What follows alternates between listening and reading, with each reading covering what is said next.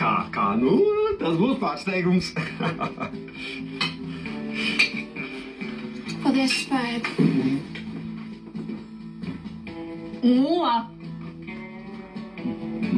Kas ir? Diēta, ja? Tā diētas ir tā kā tāda pandēmija. Visas pasaules sievietes saslimušas ar to diētu. Visas vienādas. Ēdam.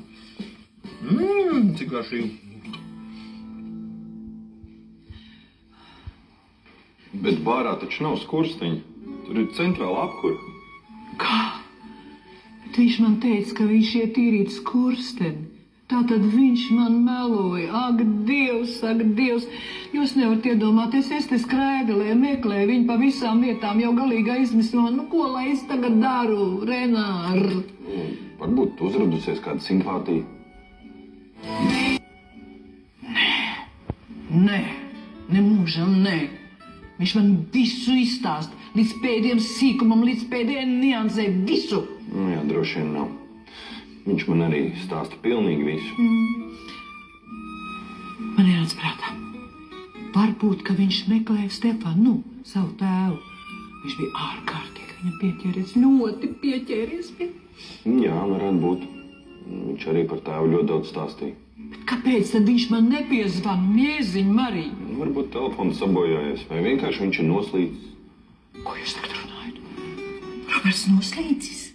Jūs apjēdz, ko jūs runājat? Ak, kungs, un Dievs, Dievs, man... Irēnas kundze, nē, telefons saplīs. Ziniet, kā Irēnas kundze. Ja viņš pār nakti neparādīsies, es aizbraukšu uz to vietu, kur mēs kopā makšķerējam. Jā. Viņš droši vien makšķerē. Jā, pareiz gan, jā. Viņš tak, jā, es atceros, viņš visas tās makšķeres glabā savā mašīnā. Nu. Bet kāpēc viņš jūs nepaņēma līdz tādu lielu draugu, ko? Viņš zina, ka man ir daudz jāstrādā. Man ir jāstrādā, saprotat? Ziniet, kā Irēnas kundze. Es rītdien aizbraukšu un sameklēšu, un jums piezvanīšu. Vai, paldies, jūs viņu sameklēsiet. Es jums ticu, doktor, jūs vienmēr mums visādos veidos esat palīdzējis. Jūs esat zelta dakteris, jūs esat zelta rokas. Paldies, doktor.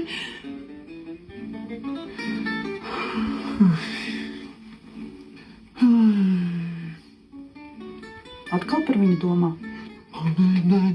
Nē. Kā es varu par viņu domāt, ja es nezinu ne viņas vārdu, ne kā viņu sauc? Tiešām neko neatceries. Nu, goda vārds. Bet viņas greizsirdīgo vīru neatceries?